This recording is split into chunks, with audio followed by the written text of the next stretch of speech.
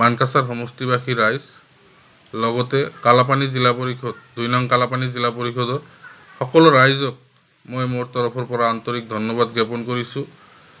আজি কালাপানী জিলা পৰিষদ সমষ্টিৰ কংগ্ৰেছ দলৰ টিকট ঘোষণা কৰা হৈছে। নুৰ ইয়াছমিন শেখক টিকট প্ৰদান কৰিছে মোৰ ভাই বোৱাৰী। মই মোৰ কালাপানী জিলা পৰিষদ অঞ্চলৰ যিকেইটা মণ্ডল আছে আৰু যিকেইটা বুথ আছে সবকে মই ধন্যবাদ জ্ঞাপন কৰিছোঁ যে আপোনালোকে ইমান সহায় সহযোগিতা আগবঢ়োৱাৰ কাৰণে। আজি হাইকমাণ্ডে আমাক টিকট প্ৰদান কৰিছে। মই হাইকমাণ্ডকো ধন্যবাদ জ্ঞাপন কৰিছোঁ যে আপোনালোকে চালি জাৰি চাই শুদ্ধভাৱে টিকটটো দিছে, তাৰ কাৰণে মই আপোনালোকক ধন্যবাদ জ্ঞাপন কৰিছোঁ। মই যিসকলে টিকট পোৱা নাই, আমাৰ লগত আৰু 3জন আছিলে, সিহঁতেও যোগ্য বুলি মই ভাবোঁ, কিন্তু হাইকমাণ্ডে 4জনৰ ভিতৰত এজনকে দিব পাৰিব।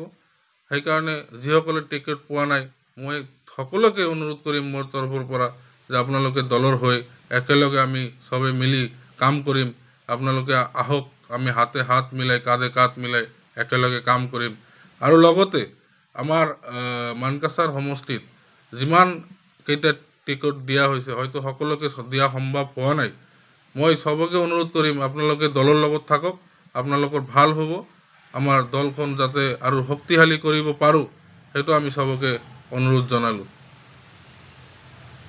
এই চাগতে মই অত্যন্ত সুখেৰে ৰাইজক ক'ব বিচাৰিছোঁ, অহাকালি ৰাতিপুৱা 10টা বজাত আমি সকলোৱে মিলি, আপোনালোকে আহিব, আমি সকলোৱে মিলি মনোনয়ন পত্ৰ দাখিল কৰিম জিলা আয়ুক্তৰ কাৰ্যালয়ত।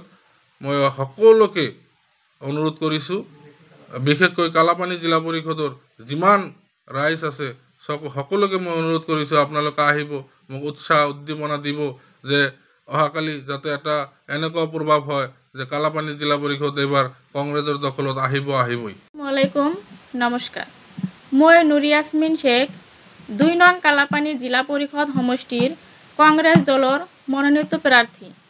আজি মানকাছাৰ কংগ্ৰেছৰ বিভিন্ন পৰ্যায়ৰ বিষয়ববীয়াৰ পূৰ্ণ সহযোগিতাত কংগ্ৰেছৰ হাইকমাণ্ডে মোক জিলা পৰিষদৰ সদস্য হিচাপে মনোনীত কৰাত কংগ্ৰেছ দলৰ প্ৰতিজন বিষয়ববীয়াক মোৰ অন্তৰৰ পৰা ধন্যবাদ জ্ঞাপন কৰিছোঁ।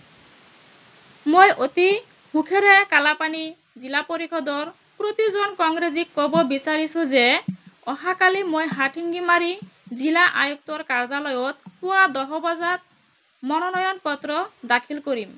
আপোনালোকে উপস্থিত থাকি সহায় সহযোগিতা আগবঢ়াব।